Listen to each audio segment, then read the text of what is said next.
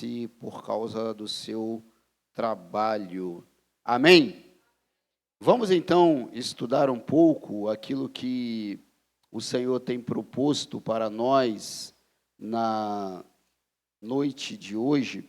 Eu falei 1 João, falei o capítulo 2, versículo 15 apenas. 15 ao 17. 1 João capítulo 2, versículos 15 ao versículo 17.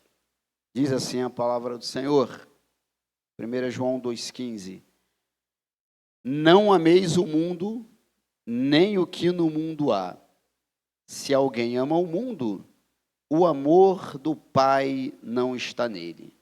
Porque tudo o que há no mundo, a concupiscência da carne, a concupiscência dos olhos e a soberba da vida não é do Pai, mas do mundo.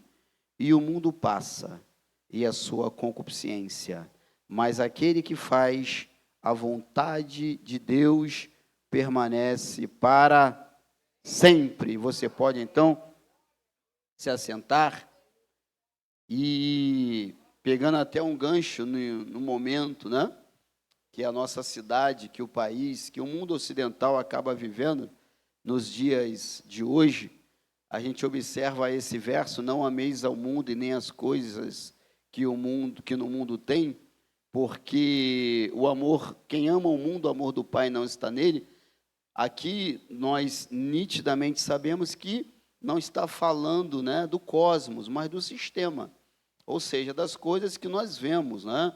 De tudo aquilo que nós vemos que não agrada a Deus. Quando nós amamos, nós então não amamos a Deus, porque o amor de Deus não está nessas coisas. Então, como nós mencionamos aqui, hoje encerramos, irmãos, e eu fico pensando, né, na terça-feira passada eu não estava presente devido a algumas atividades que eu tenho feito durante a semana, inclusive à noite, mas eu fico pensando a respeito do que a nossa igreja tem proposto como base sólida para o ensino, né? Não somente nos dias de domingo pela manhã, nas escolas bíblicas dominical, mas também nos cultos de ensino. Se a gente parar para analisar, de 2 anos para cá, a cada bimestre ou trimestre, né? 3 anos, né, mais ou menos, né?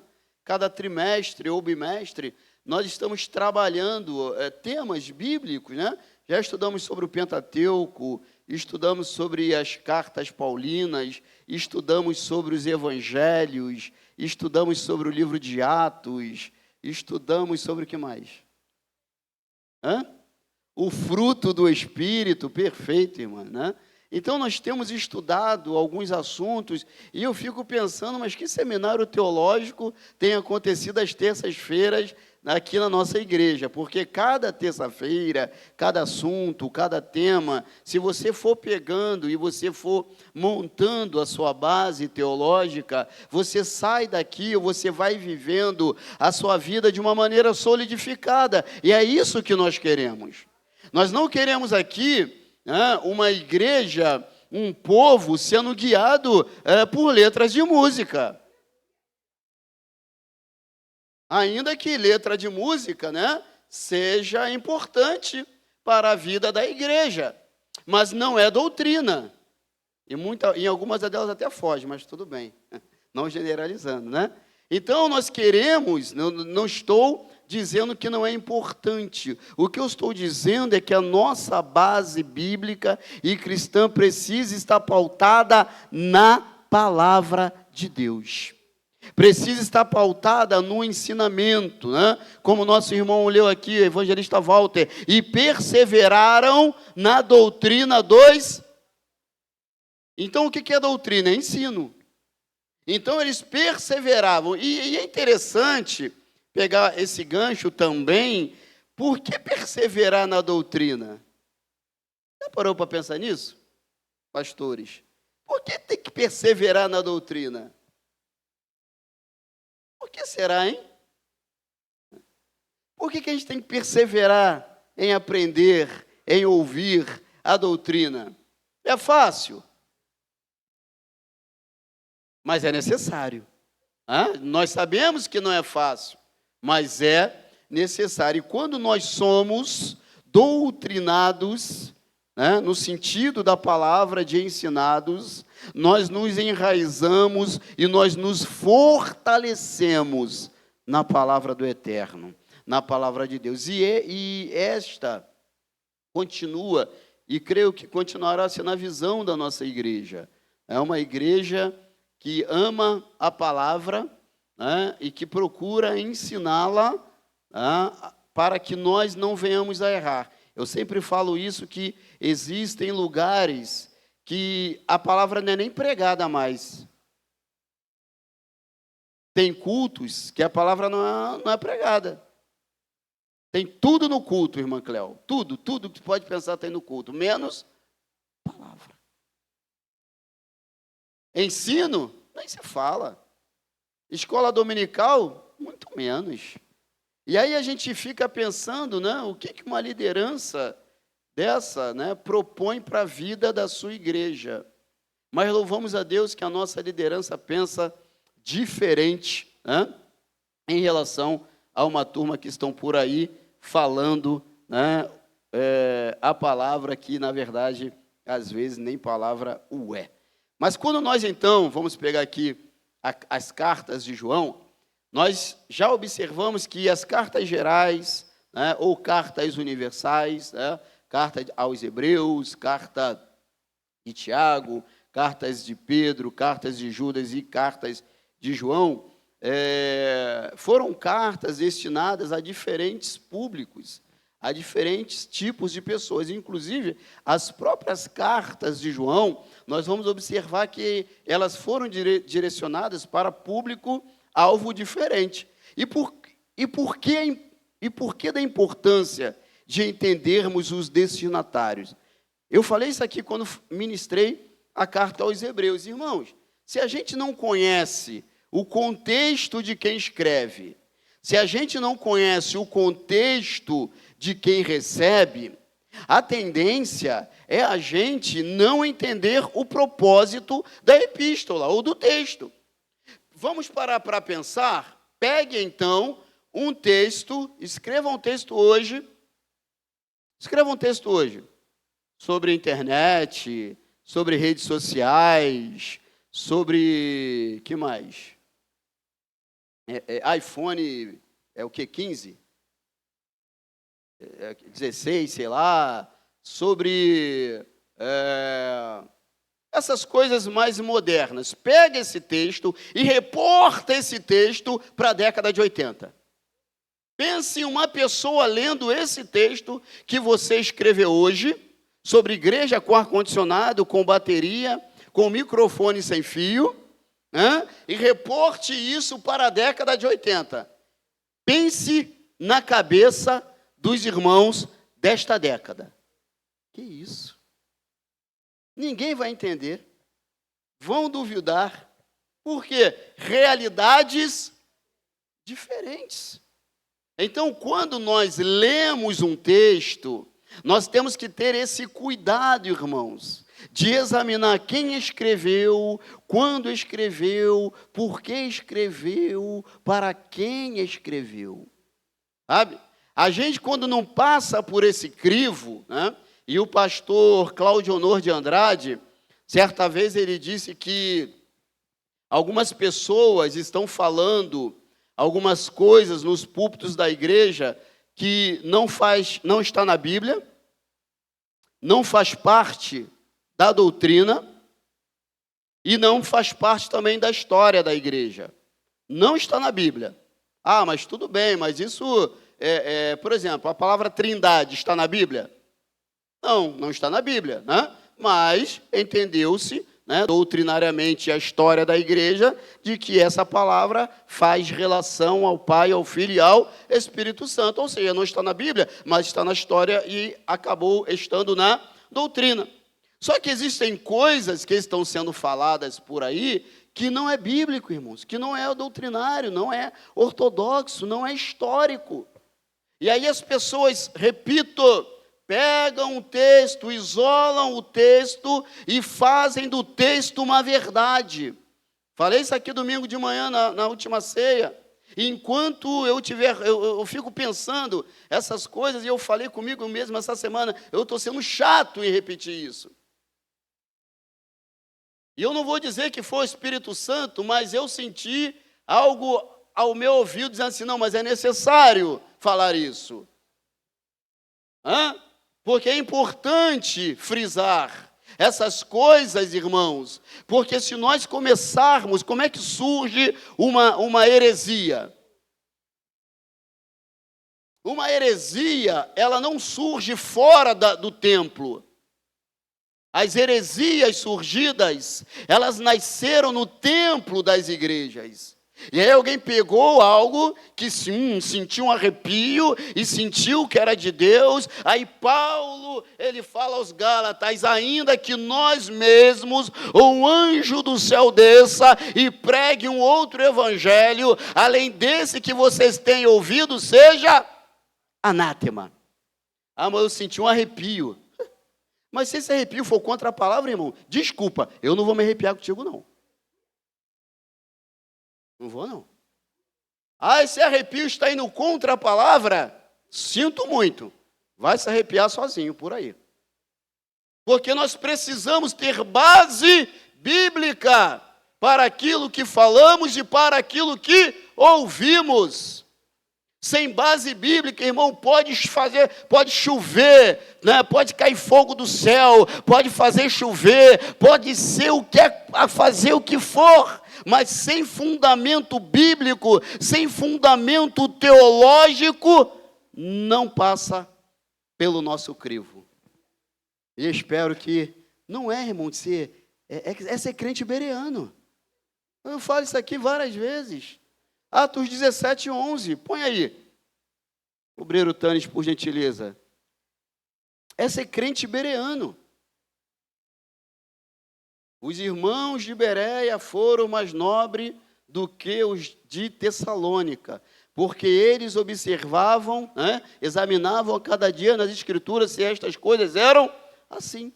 Aí vamos parar para pensar assim, ora, estes foram mais nobres, ou seja, os irmãos de Bereia, do que o que estavam em Tessalônica, porque de bom grado receberam a palavra de quem que eles receberam? Do Manuel? De quem? Não, palavra de Deus, ok, mas quem estava falando? Paulo, irmãos. Presbítero Dalmo, eles examinavam se o que Paulo estava falando era mesmo daquela forma. Imagine se fosse o Manuel. Eu duvido, se eu estivesse me ouvindo, eu não estaria com a Bíblia aberta, conferindo o que eu estivesse falando. E você fecha a sua Bíblia, não sei porquê. Mas tudo bem, né? Sigamos. Confira sempre na palavra de Deus. Esse João que escreve estas epístolas é o mesmo João que escreveu o Evangelho de Jesus, que leva também o seu nome, né? Evangelho de Jesus, segundo escreveu João. É o mesmo João. E é o mesmo João também que escreveu o livro de Apocalipse.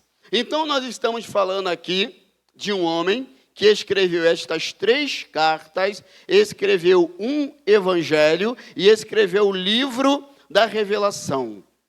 Faço questão de mencionar isso, porque de quando em vez, em alguns seminários destes da vida, alguém confunde esse João com o João Batista. Alguns quando às vezes eu pergunto assim, quantos livros João escreveu? Aí alguns falam 1, aí pensando só no Evangelho, aí outros falam 2, pensando no Evangelho e no Apocalipse, né? E alguns falam 3, lembram 4, mas enfim, são 5, né, livros, no caso o Evangelho, o livro da Revelação, e 3 epístolas, que esse João, ele vai escrever. E esse João aqui, ele foi discípulo de Cristo Jesus. João, a Bíblia menciona, ele era filho de Zebedeu, tinha um irmão, também discípulo, chamado Tiago, e esse João, ele permaneceu, no grupo dos 12. Deixa eu fazer uma pergunta aqui, proposital. Quantos discípulos Jesus tinha? Não me respondam, só pense. Quantos discípulos tinha Jesus? Não me responda, só pense. Geralmente, alguns dizem 12, por causa do colegiado apostólico, ok? Só que, só em um momento, Jesus mandou mais de 70, de 2 em 2. Então, discípulos, e discípulo é aquele que segue o seu mestre, e ele tinha dezenas de seguidores. Agora, no colegiado apostólico, ele chamou 12. Separou 12 para o colegiado, que nós chamamos de colegiado apostólico. E dos 12, tinham 3 que eram mais próximos. E João estava inserido nesses mais próximos, né? Pedro, Tiago e João. Abra a Bíblia, por favor, em Mateus, em João, capítulo 1, João capítulo 1, versículos 35 ao 37. João capítulo 1, versículos 35 ao 37. No dia seguinte, está aqui na tela, estava outra vez ali na companhia de 2 dos seus discípulos. E vendo passar Jesus, disse: eis aqui o Cordeiro de Deus. Pode passar. E os 2 discípulos ouviram-no dizer isto e seguiram a Jesus. Ou seja, João estava ali com outros 2, né? E aí, ouvindo os outros 2 falar isso, seguiram a Jesus. Mas observe que esse João, ele é chamado também de João, filho do trovão. Marcos capítulo 3, versículo 17. Quem pode ler, por favor? Marcos 3, 17. E depois a gente vai ver Lucas 9, 54.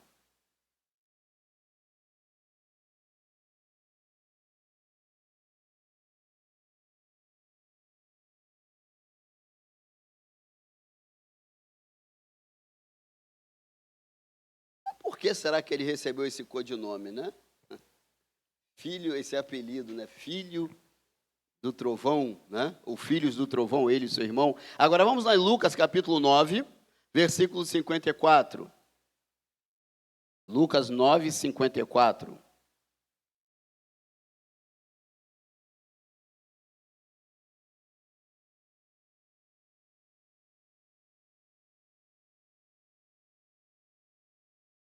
Tá explicado, né?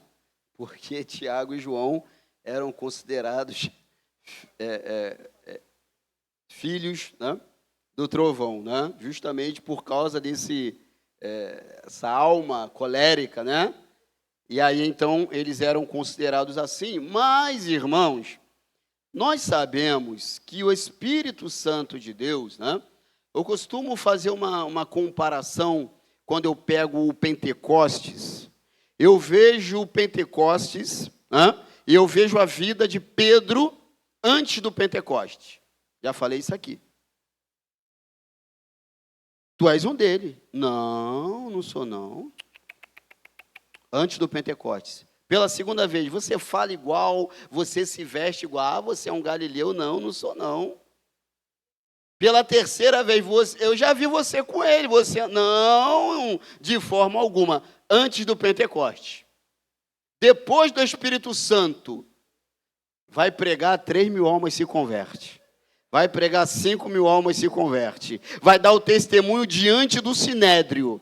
E quem estava perguntando e quem estava afirmando que ele era galileu não era o Sinédrio.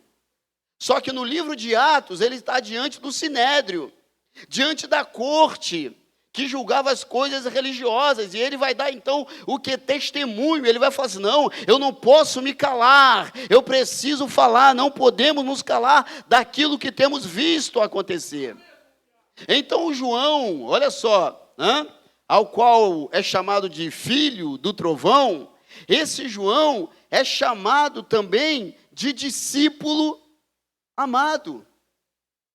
Esse João, ele costumava reclinar a sua cabeça, no momento lá das reuniões ministeriais, né, dos discípulos, ele costumava reclinar a cabeça no ombro de Jesus, irmãos. Aí a gente observa o quê? Que o início, né, o início de João, Senhor, quer que nós, né, pedimos a Deus e caia fogo do céu e venha consumir todo mundo? O início pode até ser assim. Quer ver uma coisa? O pastor, depois que ele dirige uma congregação, se eu estiver falando alguma situação contrária, o pastor Jorge aqui pode, né, falar a respeito. Depois que a gente dirige uma congregação, a visão muda em relação às ovelhas ou não, pastor? Muda.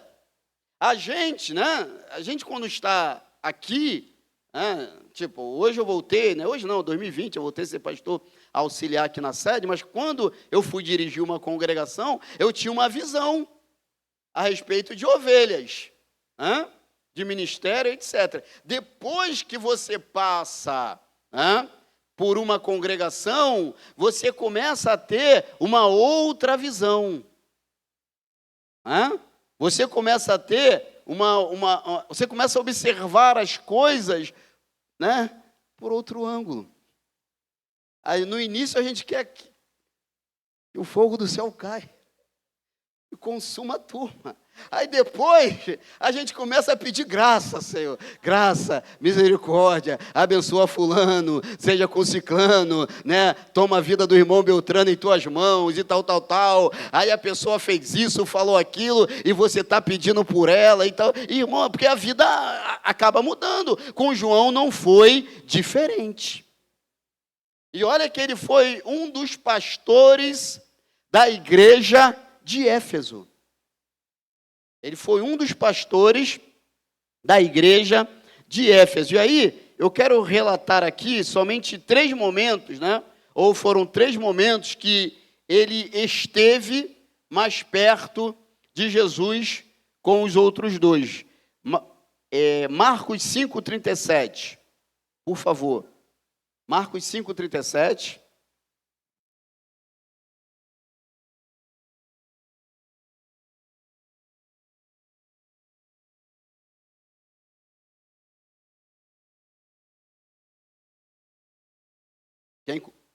Já está aqui.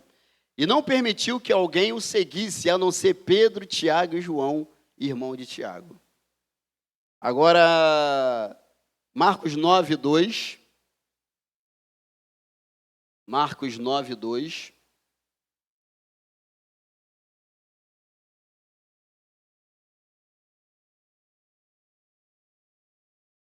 E 6 dias depois, Jesus tomou consigo a Pedro e Tiago e a João e os levou sós, em particular, ao alto monte e transfigurou-se diante deles. Pedro, Tiago e João de novo. Marcos 14:33.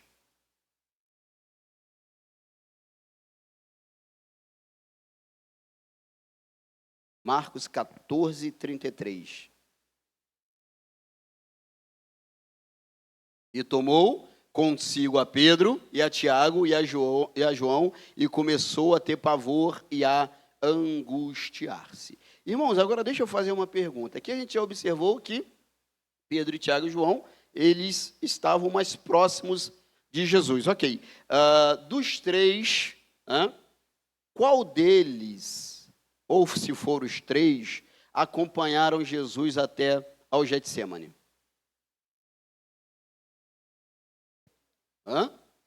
Ninguém? Os 3? João. Jesus, ele vira para João e fala assim, vira para Maria e fala assim, mulher, eis aí o teu filho. E vira para João e fala, filho, eis aí a tua mãe. Ele foi o único dos discípulos que acompanhou Jesus até o Calvário. Aí, de repente, a gente vai entender o porquê ele foi o escolhido para passar ou receber e depois passar as revelações que nós temos no livro de Apocalipse. eu costumo dizer, né? Eu costumo dizer não, deixa eu me corrigir. Judas traiu. Pedro negou. Né? E os outros 9? Ficaram com medo. Fugiram. Ficaram guardados. Né? Estavam com medo de represálias romanas para com eles. E João? Foi seguindo junto com Maria. Queridos, eu não faço juízo de valor sobre o que os outros sentiram, pensaram, fizeram ou porquê. Mas eu gosto sempre de olhar o lado bom de uma história. E o lado bom dessa história me mostra que um jovem, discípulo de Jesus, acompanhou Jesus até ao Calvário, ao lado de sua mãe. Eu penso que deve ser algo muito, né, ruim, uma perda, principalmente de um filho. E essa mulher, Maria, ela era também de carne e osso, sim ou não? E ela precisava de um apoio. E ainda que João não fosse filho dela sanguíneo, a partir daquele momento ali, imagine depois de algum tempo, algumas semanas, né, o que Maria sentia ao olhar João. E imagine a responsabilidade que João passou a ter. Então a gente observa que o escritor destas 3 epístolas, né, foi alguém importante no cenário durante a vida de Jesus, né, durante a crucificação de Jesus, após a morte e ressurreição de Jesus. Mas no tempo que nós temos aqui, vamos tratar agora o porquê ele escreveu essas 3 epístolas. Né? Primeira epístola, nós vamos observar que João, ele vai combater falsos ensinamentos. Alguns ensinamentos da época de João diziam o seguinte, que o espírito, né, ou a alma, eles às vezes não dissociavam, eram bons e a carne era má. O gnosticismo, por exemplo. E aí, se você entende que a carne é má, né, eles então desacreditavam da ressurreição de Jesus em carne. Ou seja, da ressurreição de Jesus plenamente. E esses homens, eles ficavam de casa em casa ensinando heresias, irmãos. Foram pessoas que durante o primeiro século, com certeza nas epístolas de Pedro, nós observamos aqui também que Pedro, ele vai combater algumas heresias, e aqui também João, ele vai combater. Observe o que está escrito no capítulo 2, versículo 26. João, 1 de João, capítulo 2, versículo 26.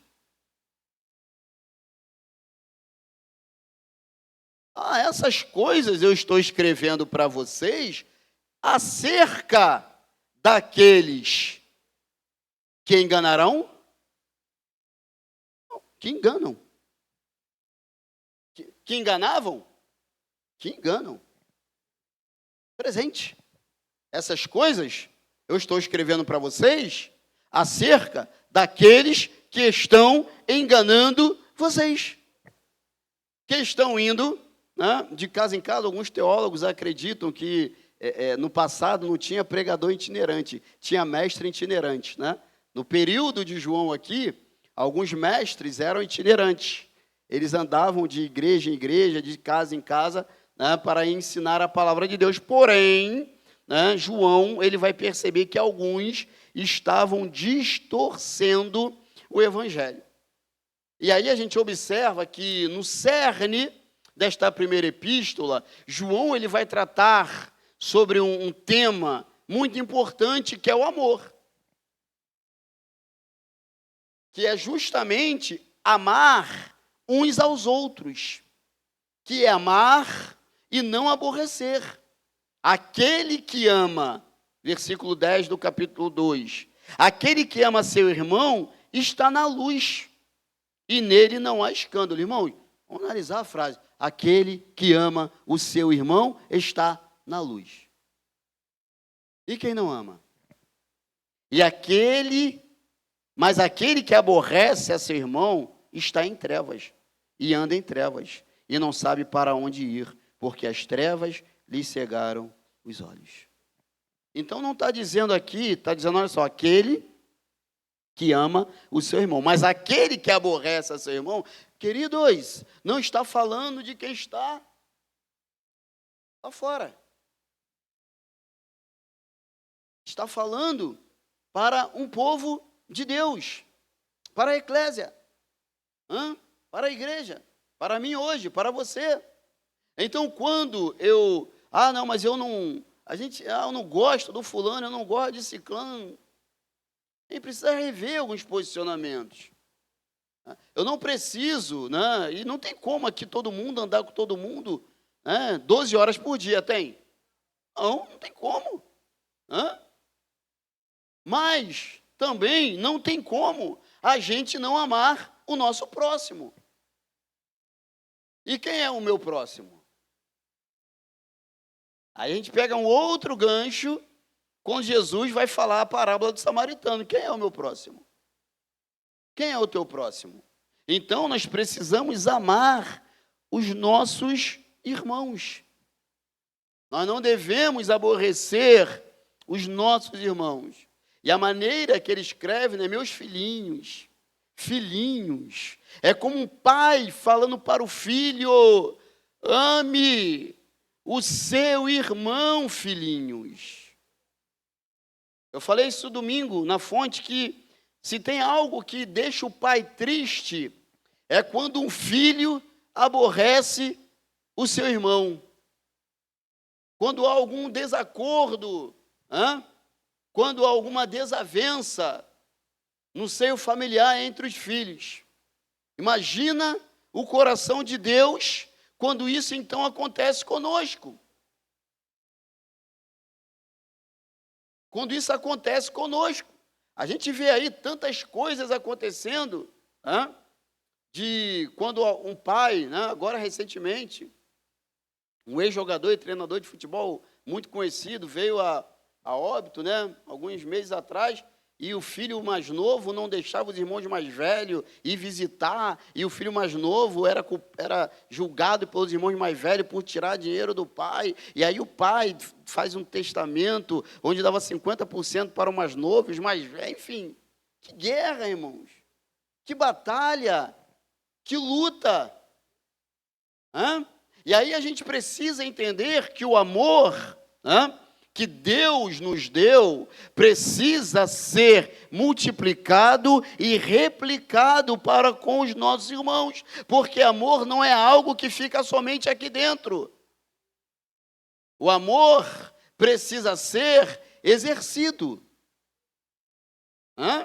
Eu posso não gostar do time do presbítero Dalmo,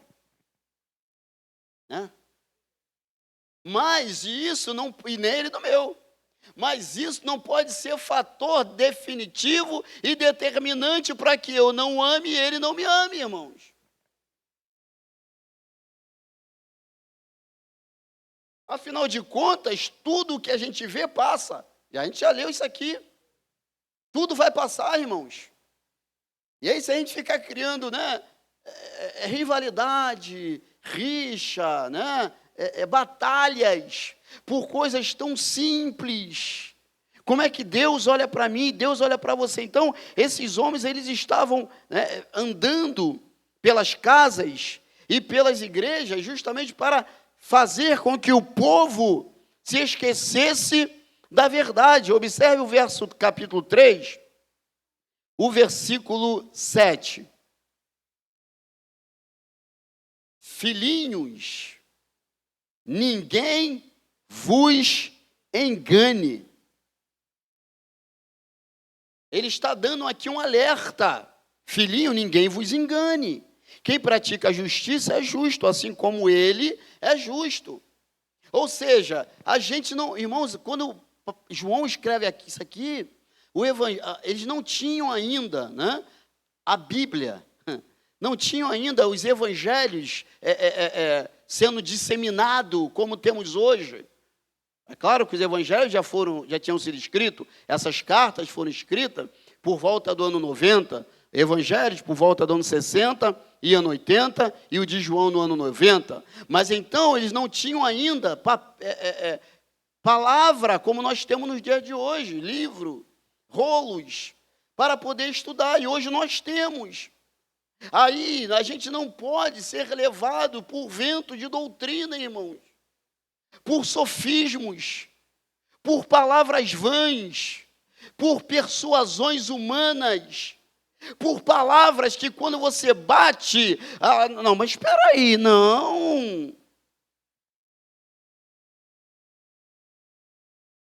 levanta a mão aí agora que você vai receber um carro amanhã. Não faltou fé, irmão, ninguém levantou. E eu falo isso com muito temor e tremor, que nós que formamos opinião, ou que ministramos a palavra, nós temos que ter cuidado realmente se é Deus que está mandando falar ou não. Porque quando Deus fala para Ananias, levanta, vai na casa lá de Judas, né? Que você vai encontrar lá o Saulo, ele vai estar orando, a rua chamada direita, ele vai dar o nome da rua, vai dar o nome da casa, o dono da casa, vai falar o que Paulo está fazendo, porque fica muito vago, irmãos. Porque essa semana Deus vai fazer algo na sua vida, então por que Deus fala?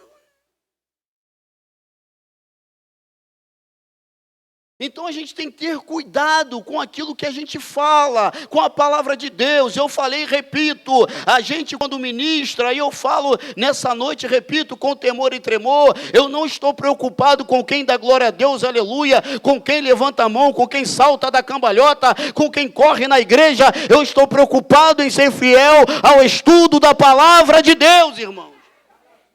Porque a palavra que é pregada aqui precisa ser pregada no Vale de Jequitinhonha, tem que ser a mesma palavra. Lá nas tribos indígenas, nos países, né, com mais necessidade lá da África, do continente africano, aqui na bandeira 2, por exemplo, isso é evangelho. Se fugir disso, irmãos, eu tenho que repensar. Então ele está alertando contra os falsos ensinos, irmãos. Contra os falsos mestres.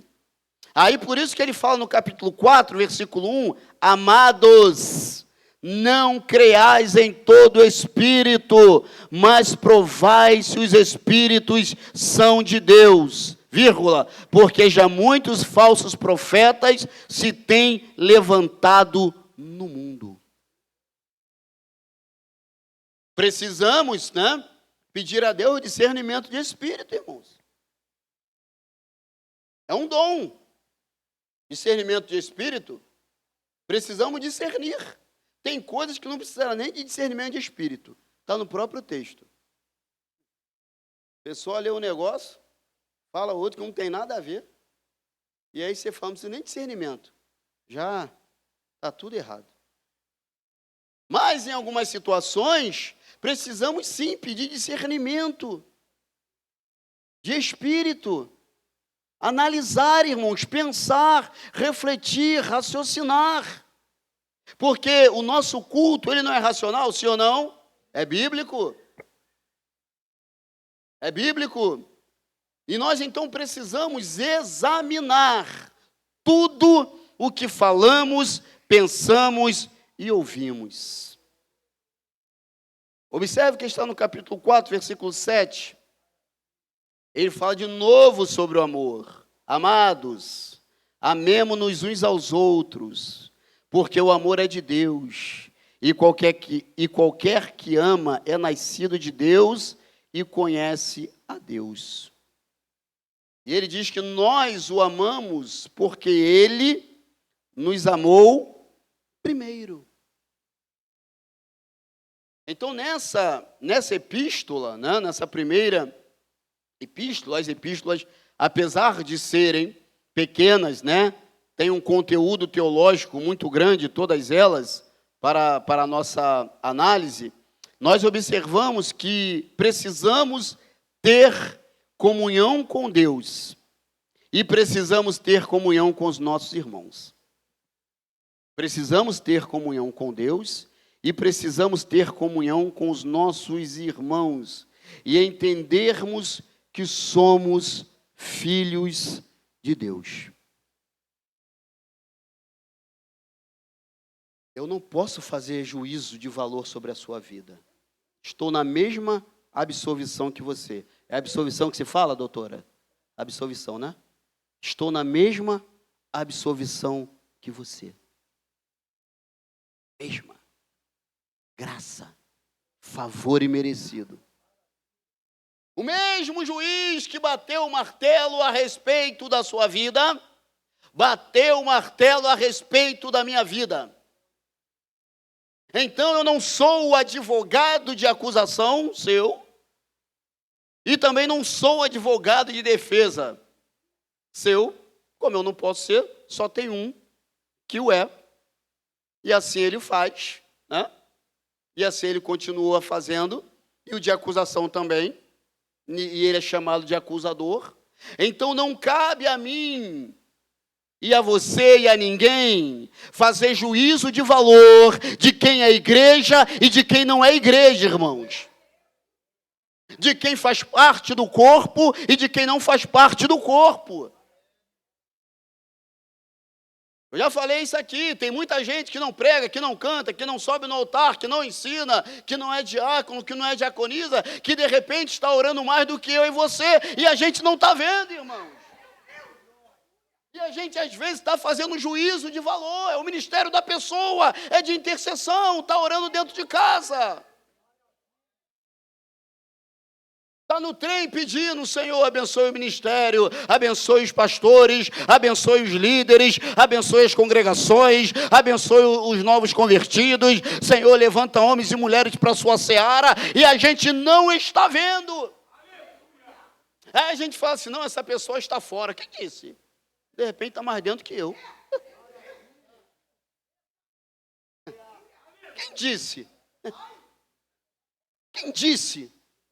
Quem sou eu e é você para fazer juízo de valor a respeito da vida de alguém? A Bíblia diz que nós somos filhos de Deus, irmãos. O inimigo pode me acusar do que for. Lemos aqui, filhinhos, não pequeis mais, se pecardes, temos um advogado, Jesus Cristo, o justo, advogado diante do Pai. Ponto. Ou será que alguém aqui é mais advogado que Jesus? Então nós temos um advogado. Não andamos na prática do pecado, como a carta mesmo também nos ensina e nos fala.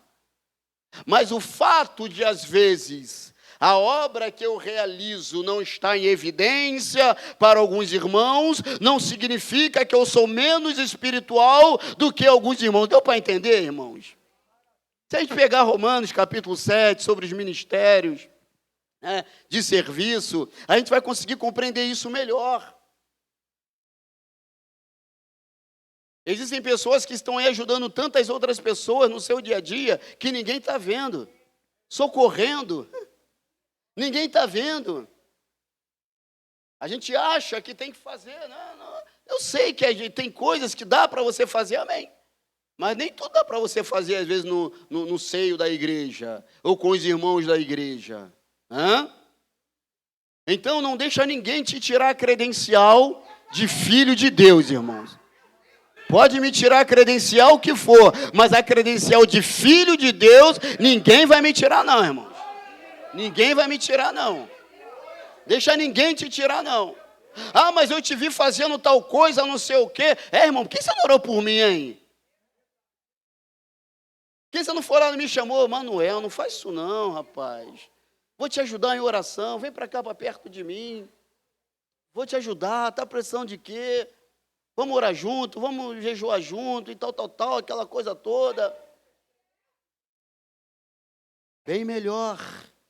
Afinal de contas, irmãos, A gente não tem poder para condenar ou absolver ninguém, irmãos.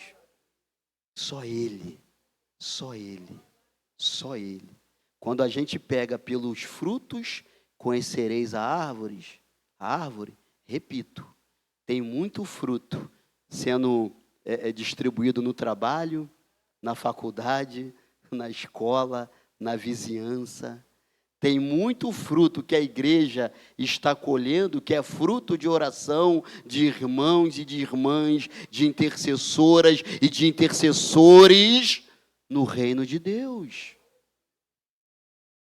Então, somos filhos de Deus, né? E aí, queridos, na segunda carta de João, que ela é um pouquinho menor, mas vamos falar um pouquinho sobre ela, nós vamos observar também as mesmas coisas sendo faladas, porém, de uma maneira que menor. Nesse momento aqui, esta epístola, alguns entendem que ela foi, esta segunda escrita, né, a senhora eleita seria a igreja, e outros entendem que a senhora eleita era uma senhora, uma mãe, né, uma dona de casa, né? Então, tem essas duas linhas de pensamento, né? A senhora eleita e a seus filhos, né? Ou seja, alguns entendem que era uma igreja, outros entendem que era uma senhora juntamente com os seus filhos, ok? E nessa carta, nós vamos observar que João, né, se alegra porque alguns dos filhos dessa senhora eleita estavam andando na verdade. Versículo 4, né? Quando não tem capítulo, a carta, como a de Judas, por exemplo, a gente não fala capítulo 1. Por quê? Porque ela só tem versículo. Então, a gente fala logo versículo. Versículo 4 da segunda epístola de João. Muito me alegro por achar que alguns de teus filhos andam na verdade, assim como temos recebido o mandamento do Pai.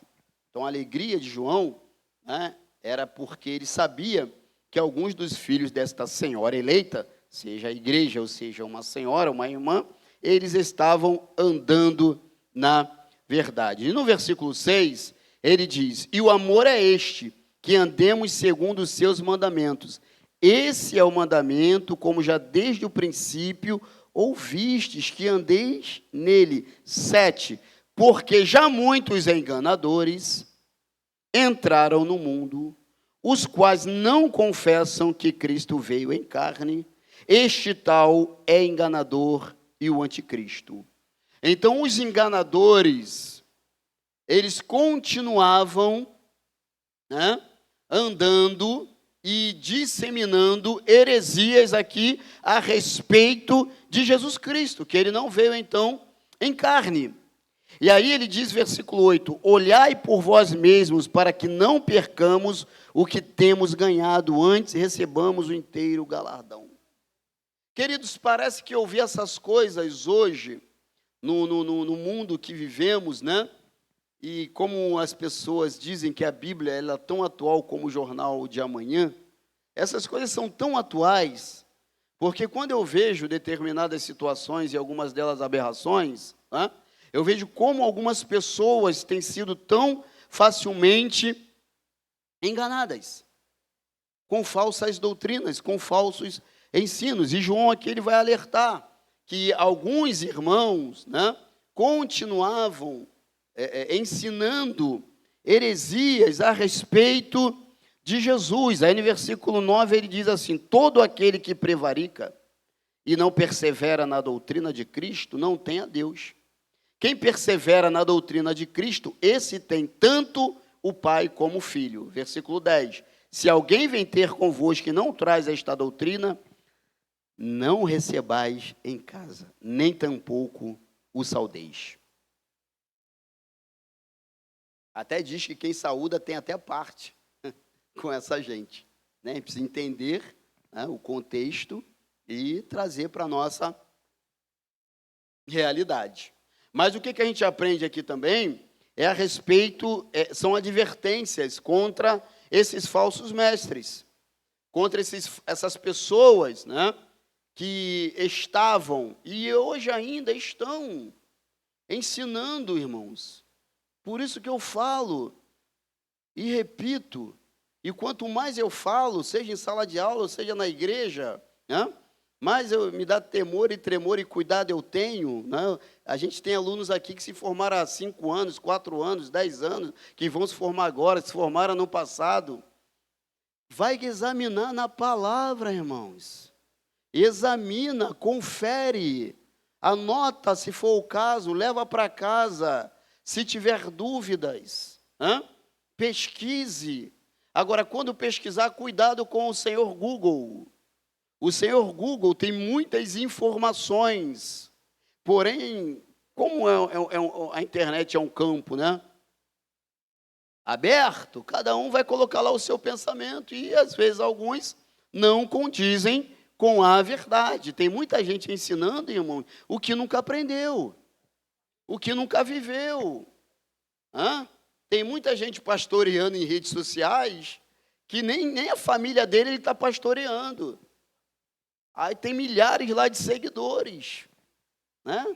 Eu sei que alguns são incautos, alguns não conhecem, mas se você observar lá nos comentários, às vezes tem um montão de crente lá comentando um montão de coisa que você olha assim, Jesus me ajuda, socorre-me.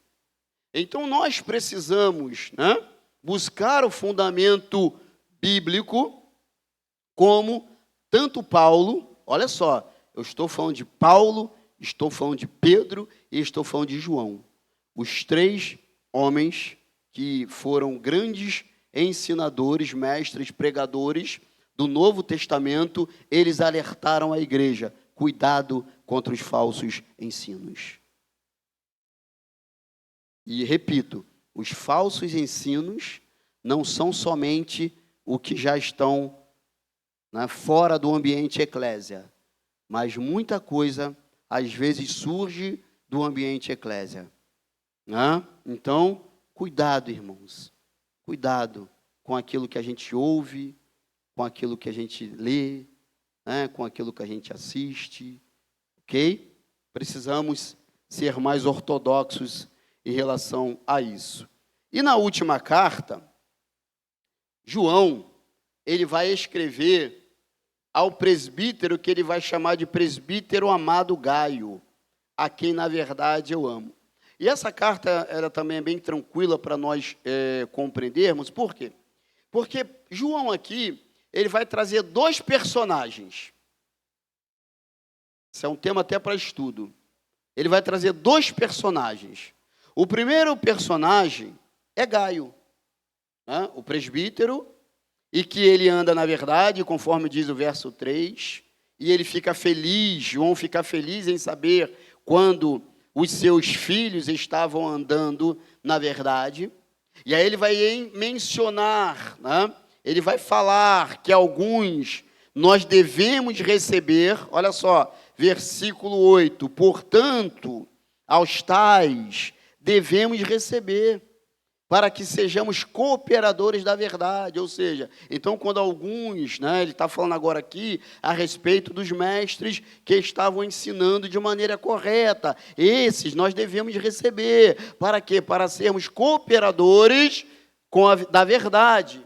Então ele vai mencionar Gaio como um servo de Deus, como um homem de Deus, como um líder exemplar, mas ele vai fazer uma observação a respeito de Diótrefes.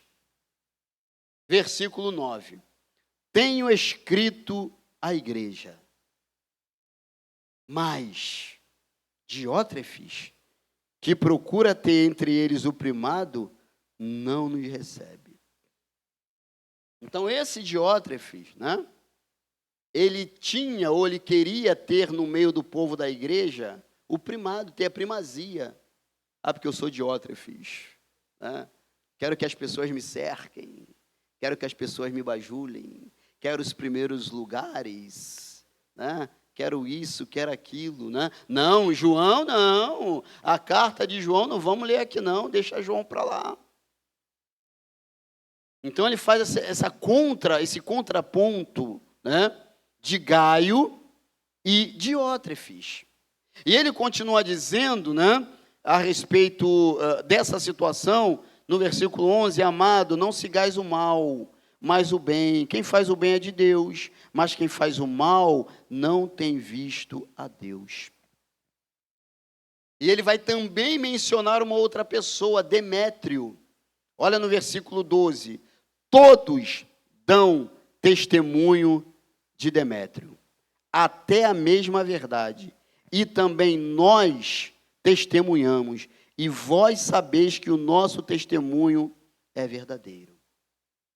Então, quando a gente não precisa, irmãos, falar o que a gente faz, ou o que a gente é, deixe que o resultado fale por nós. O resultado, ninguém tem como apagar. Podem até melhorar, corrigir, etc. Normal. Né? Mas o resultado, ninguém tem como esconder. Então a gente não precisa, né? Jesus ele nos ensina a respeito disso. Né? Chegarmos em algum lugar, a gente senta lá no último banco. Eu sei que a nossa igreja, o nosso pastor orienta-nos a sentar em determinados lugares e precisamos fazer realmente, mas às vezes a gente vai chegar numa igreja, né? Você viajou, está visitando um local, aquela coisa toda, né? Não precisa. Aí depois a honra é muito maior. Depois alguém, fulano, você está aqui? Não, que eu sou pastor lá do Ministério Despertando Vida, presbítero, evangelista, lá, Rio de Janeiro, Inhaúma e tal. Então senta aqui, vem com a gente aqui na frente, tal. Então, irmãos, é muito melhor que o resultado, ele fale por nós do que nós mesmos. E que nós sejamos como Gaio, cooperador do Evangelho. Assim como Demétrio foi bem falado também por João, mas que não sejamos Diótrefes. E o nome já é feio, né? Ninguém quer ser Diótrefes aqui. Que não sejamos Diótrefes, irmãos. Né? Que a gente sabe que é melhor dar do que receber, irmãos. A gente sabe que é melhor fazer algo para alguém do que esse algo ser feito em nós ou por nós. A gente sabe que é melhor você ceder, né, lugares do que você ficar brigando por posição. Sabe por quê? Coloque-se de pé para orarmos para terminar. A posição que nós temos no reino, ninguém vai tirar, nem a minha e nem a sua. E a gente não vai sentar no lugar de ninguém. Então, que nós aqui sejamos cooperadores, porque nós faremos até quando o Senhor permitir. Queridos, que Deus nos abençoe. Nós já vamos estar orando pelo término do nosso culto.